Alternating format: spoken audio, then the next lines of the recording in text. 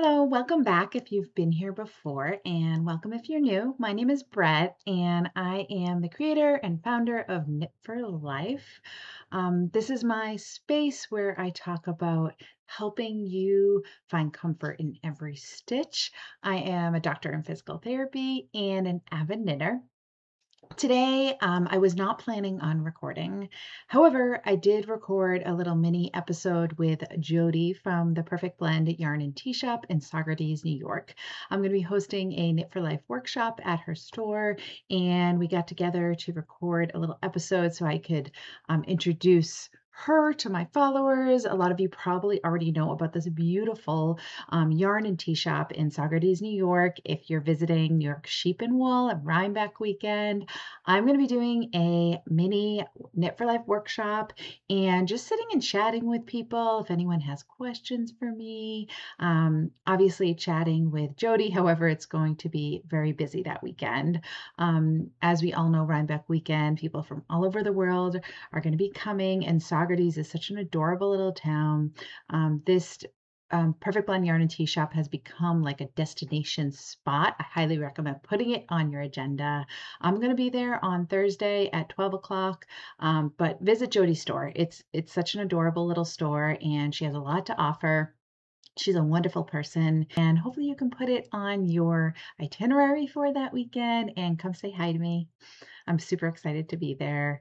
Jodie's such a great person. I've gotten to know her a little bit since we've been organizing this event, and I'm super excited about visiting this store.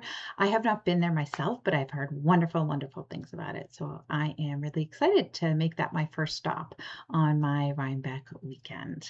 Okay, so like I said, I did not plan on recording a regular episode today. However, I figured the house is quiet for now, and I do have some acquisitions. I have one FO, which I'm wearing, I'll talk about in a minute, and I have a couple WIPs that I'm working on, a test knit, and some things that I can share with you guys and chat about. I have made some updates to my app, so I'm going to give you a little screenshot video of what's going on there.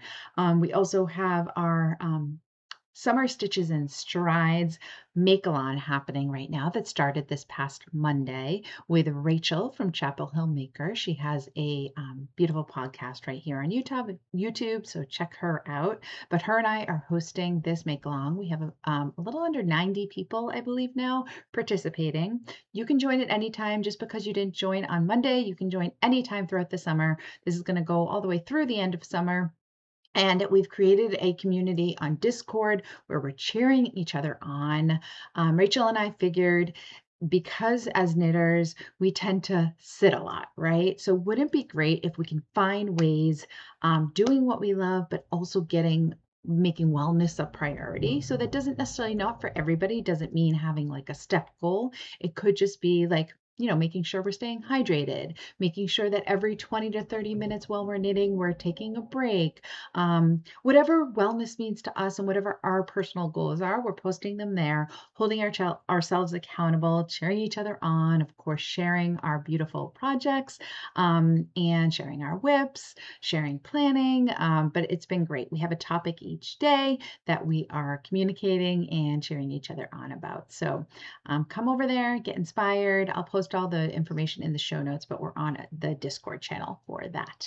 All right, so reach out if you have any questions about that. All right, so I'm going to start out by sharing what I'm wearing.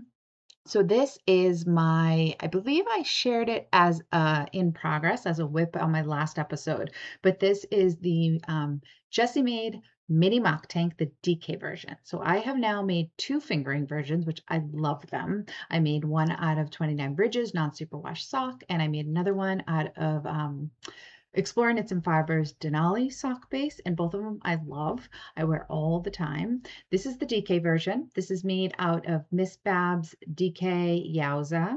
I forget the color name. I'm not sure if it actually had a name or a number, but I got it when Skein Yarn Shop was having a trunk show on local yarn store day. It was also their 5-year anniversary, and so I picked it up then.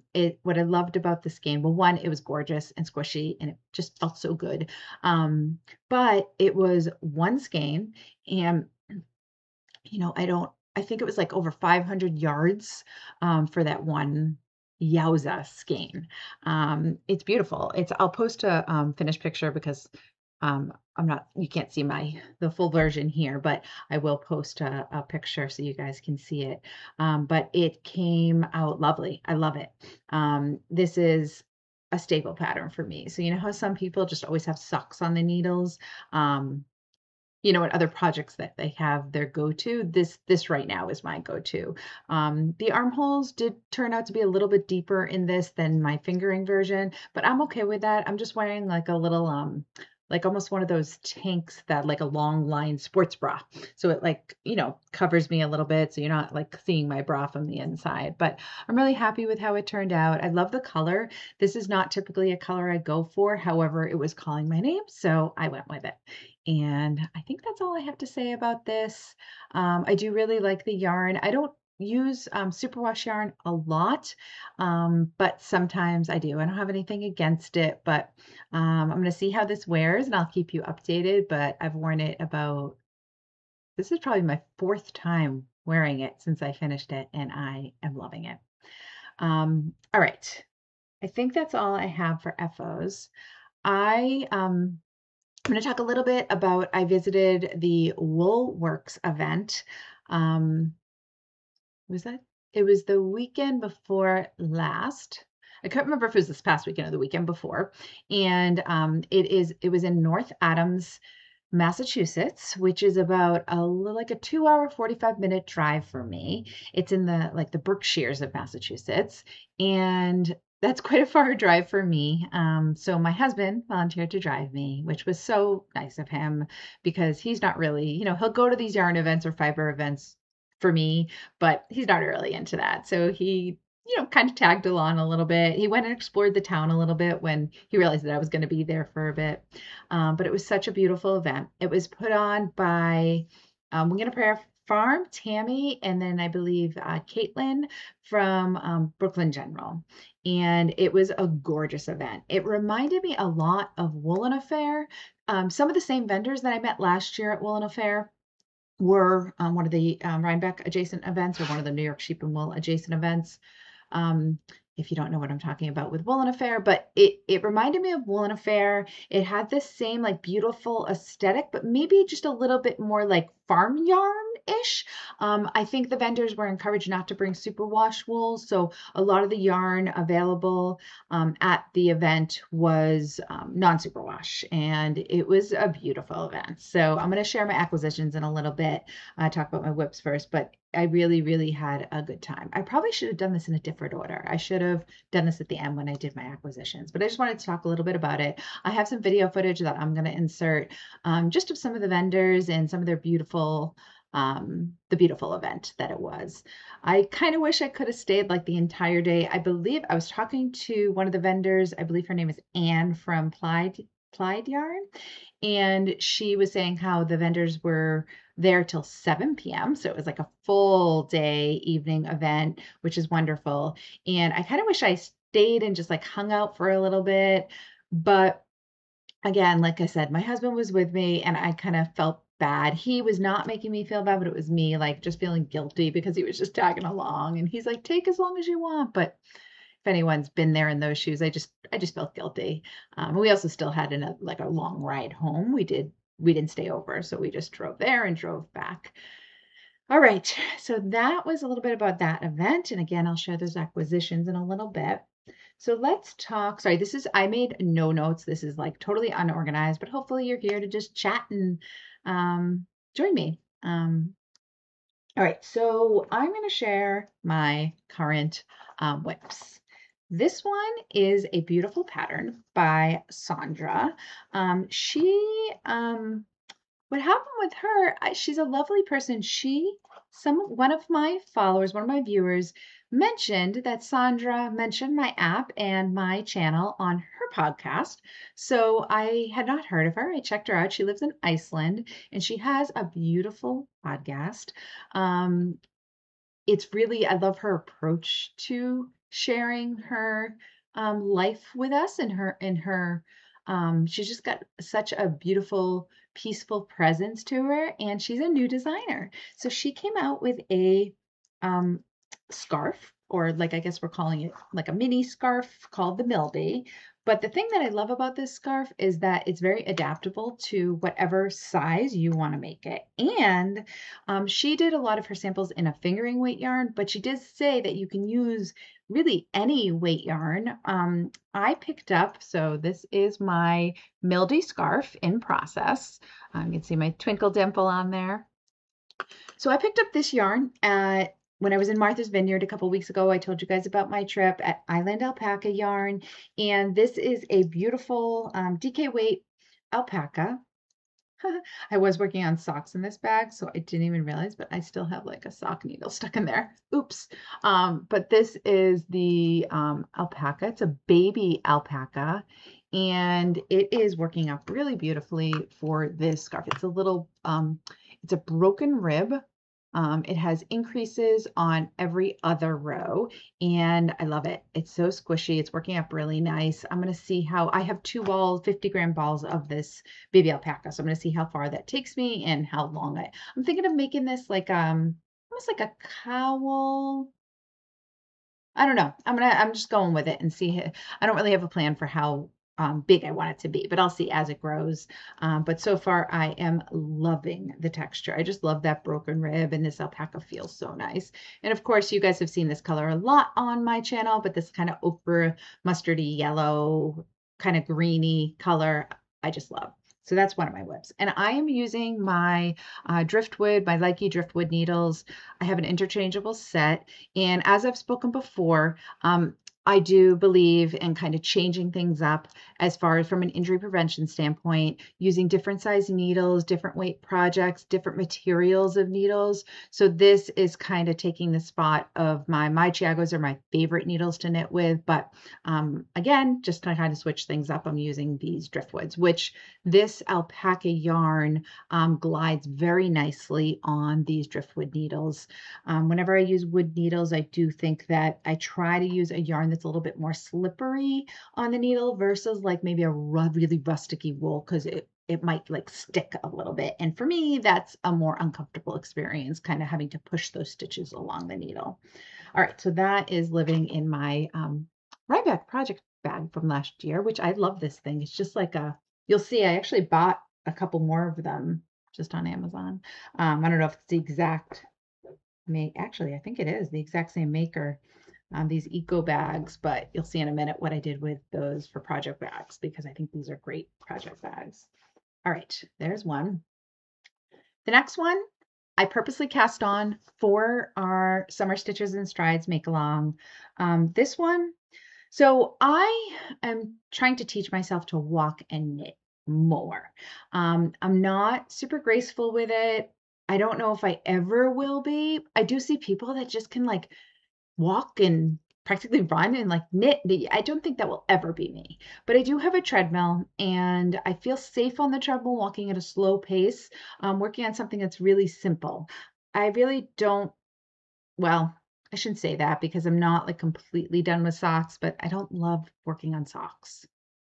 So I did try to cast on a pair of socks, but it wasn't working for me. So I cast on a Manhattan hat by Tori Yu. This I am doing in some leftover Gilead yarn that I used for my Relax Raglan when I did that test knit for Alicia Plummer. I really love this yarn. I actually had 2 skeins of yarn left over. I don't know if I just overbought, but good for me. Now I have 2 skeins of yarn Gilead to use. This is in that caramel color, I believe is the name. And it is, I love it. So I am making a hat. I picked up some, what are these called? The Addy Rockets, I believe. I'm going to post everything below because I'm not sure I'm remembering this correctly. But this is just a set of circulars. I'm looking like it's my Chiagos and seeing if the number is on the needle, but unless I'm just not seeing it, I don't think the number is on the needle. Look at that. So I guess I'd really have to use one of those gauge things to tell what needle size this is. But I do remember, or I can look at my purchases, but I believe it's a size 6, a 5 or a 6 circular. And I wanted to try this needle. It's very similar in my Chiagus, but I would say that the tip is a little bit less sharp, but the surface is like a little bit smoother than Chiagus maybe. And I have talked to people that hate the sound when Chiagus hit each other, and these definitely don't make as drastic of that clinking sound. So, so I'm using this youth circulars for and this Manhattan hat is just ribbed all the way up until you start your decreases, still ribbed, but pretty simple pattern. I think I'm going to make the double cuff version, but I have to see how thick when you kind of fold it over this Gilead yarn ends up being. Uh-oh, I just got a notification that my computer is running low. I'm gonna have to charge that. Okay, so that is right now my walk and knit project, is my Manhattan hat. So something I'm going to talk about when I do kind of like my wellness tips in this video is finding your sweet spot. But I have found that my sweet spot for having multiple WIPs at one time, sorry, no shade on monogamous knitters, but I do think that is good for injury prevention to switch things up, like I said, and have some multiple WIPs going, is my field sweater. So I've talked about this on this channel. It's kind of hard to show right now because I think finish the body, but I didn't want to bind off yet because I want to block it after I do the sleeves and see if I like the length before I add the ribbing and bind off. But so I've gotten to the bottom and just put it on, try it on tubing. And I am right now, I just picked up for my first sleeve. You can see it here. This is the Field Sweater by Camilla Vlad, and it is a beautiful design that I am knitting as a buddy knit with my friend Nikki for Rhinebeck for New York Sheep and Wool. And I'm using Upland Fiber Co., their Merhair DK base, and it's gorgeous. I love it. I talked about it in my last episode, but it is a local yarn that I am committing to doing this Rhinebeck Sweaters for Good from the Hudson Valley Textile Project. If you haven't heard about them, definitely check that out. I'll have everything in the show notes, but it is a movement to encourage you to use local yarn, whatever that means to you, whether it's local to where you live or you visited somewhere and it's local to that yarn. But the whole idea is to get you thinking about where your wool is coming from. So this is my Sweaters for Good project, my field sweater, so which I should have done shortly. Again, I just picked up for the sleeve. I'm making good progress on that, but we all know how sleeve eyeling goes. So let's see how that works out. All right, I don't have a ton of time here, so I'm going to try to speed this up a little bit. I think I do have a couple languishing WIPs, but I'm not going to talk about those because I haven't really made progress on them. And again, my sweet spot tends to be 3 WIPs. So let's talk about that now. In an effort so just like you were training for a marathon or you're doing weight training. So let's use the example of weight training. You're not going to go to the gym and do bicep curls every day, right? That's the same muscle group. And we all hopefully know that if you work the same muscle group over and over and over and over again, the same way, that can lead to injury. So I highly recommend thinking about what is your sweet spot, and how can you add a little bit of variety into your projects and into what you're doing. So the reason we can get injured is if we're causing a lot of repetitive strain. And as we know as knitters, we're doing the same motion thousands. If you think about how many stitches you do in one project in an hour in your lifetime, that's like crazy to think about. But that same stitch is you're creating a repetitive strain on the muscles that you're using and the dynamics you're creating by creating those stitches again and again. So I apologize if my camera angle or lighting or anything has changed. My computer died. Like I said it would, but then didn't charge it. So I apologize. Anyways, I think I was talking about how we don't just go to the gym and do repetitive bicep curls. So the same reason we I don't recommend just like sitting and knitting on the same project for multiple stitches, multiple hours at a time, even with breaks, because we're not giving our body any variety or we're not cross training at all. That's just kind of how I think of this. So for me, my sweet spot is like I have going right now, and I spoke about my active projects are my Manhattan hat. That's on my driftwood needles on a size, I think it's a 5 or 6, small, round, easy to carry, especially at this point when it's just casted on. I have my on the go social project is my mildy scarf. I'm sorry, you know what? I spoke in error. So my Manhattan hat is on my Aldi metal needles. My mildy scarf is on my driftwoods, my size 5 driftwoods, and then my field sweater is my right now home sweater. However, when it was on the body, just working on the round very recently, I could take that in the car. That is more of like it's a mohair and wool base, so it's a little bit woolier, not as slippery. I'm working that on my Chiago interchangeable. And it's a heavier project. Of course, when I was on the cables, that was definitely an at-home project for me, but just adding that variety. So I want you to start that conversation with yourself of thinking about, well, you can if you want, but I'm just giving you the advice of trying to think about thinking about avoiding repetitive strain. So can you give yourself a little bit of variety? Can you change up your needles? Can you change up the size project you're working on? And then most importantly, if you've been here before, you know that I really recommend taking breaks. So the same reason we don't just go out and, run for hours at a time. Well, I guess some of us maybe are trained to do that, but those of us who aren't, if we don't just go and run for an hour. We have to give ourselves some breaks and avoid that repetitive strain. With knitting, we're doing a lot of looking down. So even if that 20 to 30-minute timer goes off and you are looking up, you're doing some neck stretches.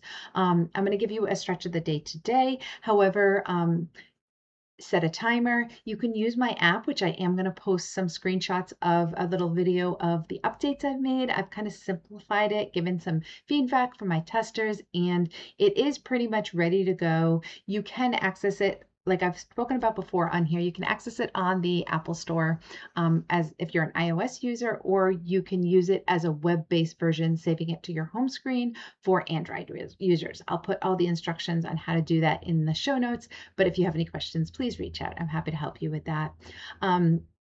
So I'll give you a demo on how to use the app and what it's intended for, because it's really to help you so that you remember to take breaks. And then there's also a large stretching library in there, some movements, some stretches, and I'm constantly adding to that.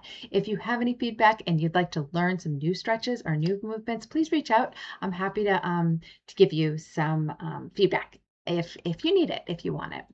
All right, so today's stretch of the day is going to be a levator scapula stretch. So now this is a muscle that lives behind. So if we've heard of our upper trapezius, which is a muscle between our neck and our shoulder, our levator scap is a little further back. So what I want you to do is I want you to sit up. I'm going to move my chair back. Hopefully my dog, no, she's over there. She's not right behind me. I'm going to sit back a little bit so you guys can see me a little bit better. So you're going to sit up nice and tall here. What you're going to do is there's a couple different options with your arm at your side. So you can keep your arm down by your side. You can sit on your hand, or you can reach underneath the chair that you're sitting on. You're going to take your other hand and you're going to put it behind your head. And then you're going to go ahead. Sorry, I had something in my throat. You're going to go ahead and gently pull your head, very gentle, down towards the armpit that is up until you start to feel a stretch. You should feel a stretch right here behind that shoulder and neck. And I want you to, any of these stretches should be very, very gentle. It should not be aggressive. So we're going to go ahead and hold that. We're going to hold that when you start to feel that gentle stretch. You're going to count for 20 or 30 seconds.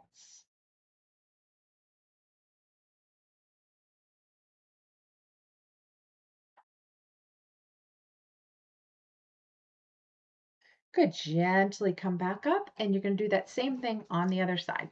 So I'm going to sit on my hand. I'm going to reach behind my head, And then I'm going to vary, this side's tighter for me. This is my dominant side that I'm stretching. I'm stretching my right side right now because I'm looking down towards the left. And again, very gentle. You can see I don't have much motion here. Sit up nice and tall. Try not to curve over. We're going to try to come sit up nice and tall. Bring those shoulder blades down and back, and then look down towards that armpit. If it's not comfortable to sit on your hand, just rest it by your side. And again, this can be done in standing as well. Holding 20 to 30 seconds, slowly come up. You're going to do about 2 to 3 of those on each side, but hopefully that feels good for you. So that is your levator scapula, which we do use a lot when we're knitting because it's a muscle between our neck and our shoulders. It helps hold our head up, it helps move our arms, so it's involved in a lot of activity when we are knitting. So it's good to stretch it. Okay, so that's my stretch of the day. I am going to talk now about one of the goals that I have for myself in our movement and knit along challenge, the summer stitches and strides I've spoke about. I have 3 main goals. One of them is to walk 10,000 steps a day, 6 days a week. Now, some of that will be done with knitting. That for me, it just motivates me. I have my Manhattan hat. I'm trying to only work on it while I knit. And so it inspires me to walk. Hey, I want to work on that hat. I'm going to get some steps in. A lot of times I will just walk around my house, like from the room I'm in into my kitchen and walk around the downstairs of my house and knit on that. And sometimes I will do those steps on the treadmill. So that is one goal I have for myself. My next goal is to sleep at least 6 hours per night. I did just get myself a ring con because I switched back to like an old school Casio watch. I was sick of wearing my I had like I forget what it was called. Anyways, I had like a smartwatch and it was just driving me crazy, like always staying connected like that. So I switched back to an old vintage watch, but I do like to track my sleep and my steps. So I have a ring con now that is telling me how my sleep quality is at night. So stay tuned on that. But my goal is to sleep 6 hours a night. And then also to really, really be mindful about taking breaks while I'm knitting every 20 to 30 minutes, depending upon the project I'm working on. I do know that when I work on smaller needles, I need 20-minute breaks. Big hands, tiny needles.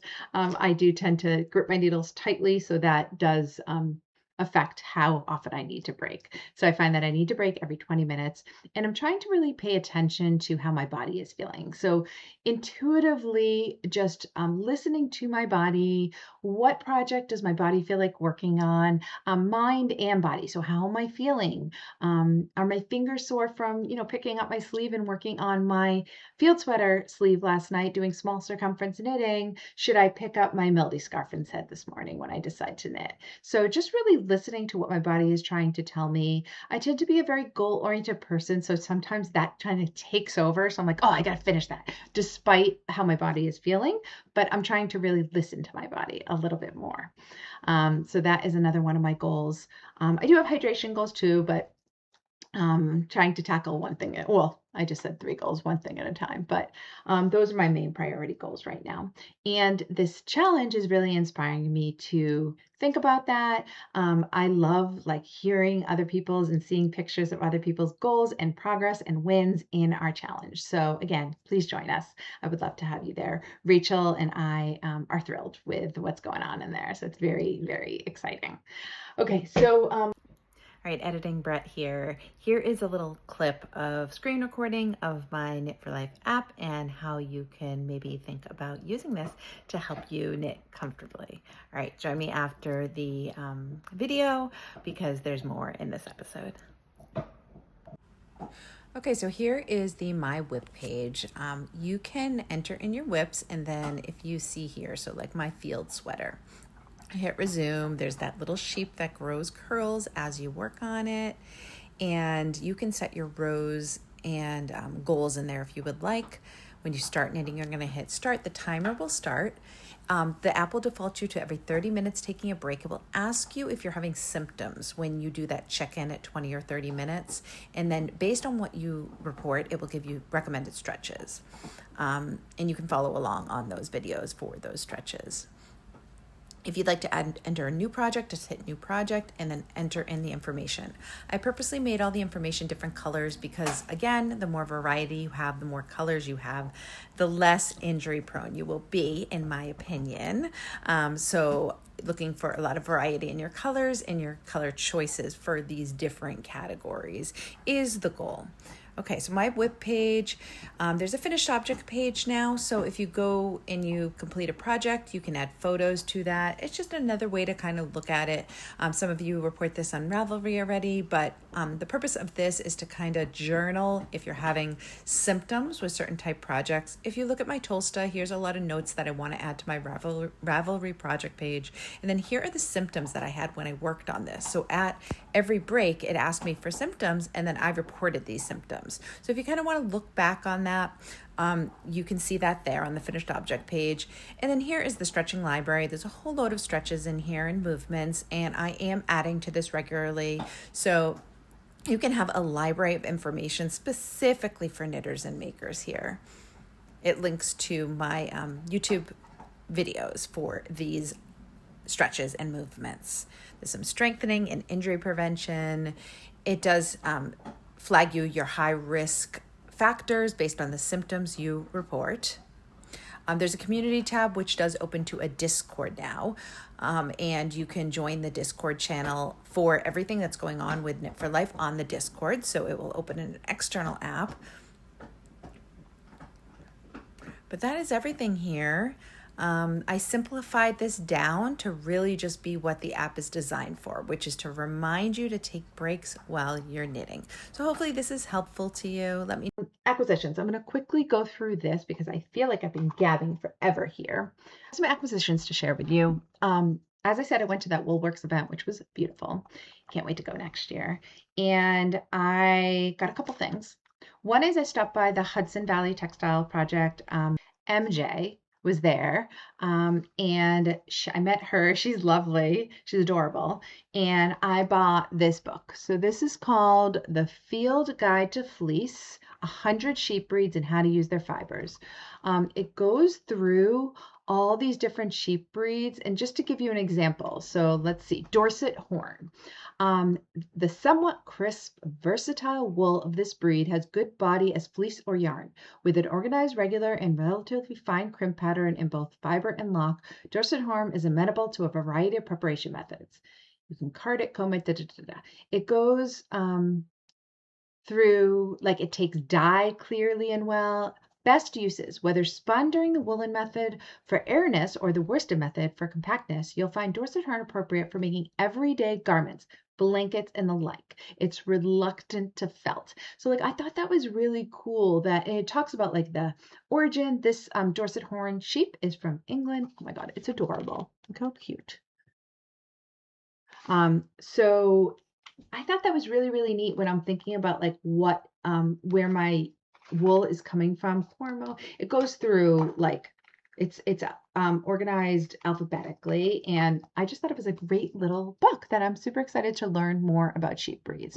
So that's something I got up at Hudson Valley Textile Project was selling those. This yarn I picked up. It's from a vendor called A Fiber Farm. This is a lace weight skein. It has 1312, so 1,312 yards, 100 grams, 70% alpaca, 20% silk, 10% cashmere. Orchard Acres Textiles. Rebecca Dewin is, I believe, the fiber artist, shepherdist. She's the shepherdess. That's right. Orchard Textiles is the name of the company. And this video is probably not doing it justice, but it's a beautiful, like grayish blue with a little bit of pink. She said she used artichoke for the dye. I just thought it was beautiful. I'm thinking maybe a lento. I'm not sure what I'm going to do with this yet, but it was just calling my name, and it's so soft and squishy. I love it. It came with a tiny little, I think this is like, could be a little stitch marker, but so cute. Look at that. So Orchard Acres Textiles. So I picked up that. So now, okay, so CC from CC Wool was there. And I saw the flock vest come out, and honestly, I think it's so adorable, but I just didn't, it wasn't on my queue. It was on my radar, but it wasn't really something that I was like dying to make, right? Until I saw this sample. I feel like kits always get me. So Cece had a kit made up in these exact colors with adorable little buttons that I do have to get from her. I have to go on and buy those because she didn't have those. She just had the sample ones. But look at these colors. So these are the colors. Yeah, there. These are the colors that I'm going to be using in my flock vest. I'm not going to flock. I'm really jealous for the people who are. I think it's this weekend. But I thought this was just such a lovely combination of colors. So the blue is the main color, and then the stripes were in this like caramel, I guess, color. Is there a name of this color? Let's see. Butterscotch, perfect name. So butterscotch, let's see, butterscotch, lamb, and cobalt. Cece, you're so good at naming colors. She's probably not watching this. But this is 100% Targhee wool, 3-ply light worsted, 100 grams, 247 yards, hand dyed, and it's so squishy and lovely. I've never worked with 100% Targhee, so I'm super excited. And hopefully this will jump onto my needles soon. Okay, so I got that. And then I went to, what was it called? The Fabric Place Basement. It's right on the tag. In Natick, Massachusetts, because we were visiting my father's mother, my mother-in-law, in the nursing home. And of course, I have to make a yarn fiber visit out of it. So I found this Fabric Place Basement. This has a lot of fabric, but also yarn. They had a lot of like Barocco and kind of commercial brands, but they had a discount section. And I picked up this Ella Rae Eco Tweed Chunky. It was 30% off. This is a 75% organic merino, 25% polyamide. That's, I'm assuming, just the Tweedy bits.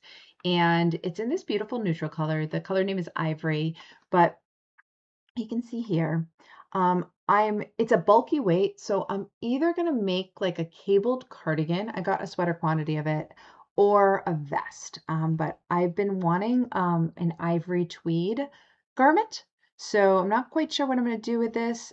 I'm thinking cables, but I'm just not sure if cables will work up nicely in bulky weight. So stay tuned on that. I'm not sure what that will become yet. One more thing. So I also picked up this, it's 100% cashmere. So it's a Mongolian cashmere. They sold it by gram. So this was the 50-gram skein. And I will most likely be gifting this because I thought doing like a little cashmere, maybe the Mildy scarf, will be a lovely gift. So this is, I thought this was very like autumnal colors and it feels beautiful. So I picked that up as well. All right, editing Brette here. I'm going to add a clip now of my experience and some photos of Woolworks. I wish I took more. I apologize, but it's what I have. So I'm going to post that collage in here and then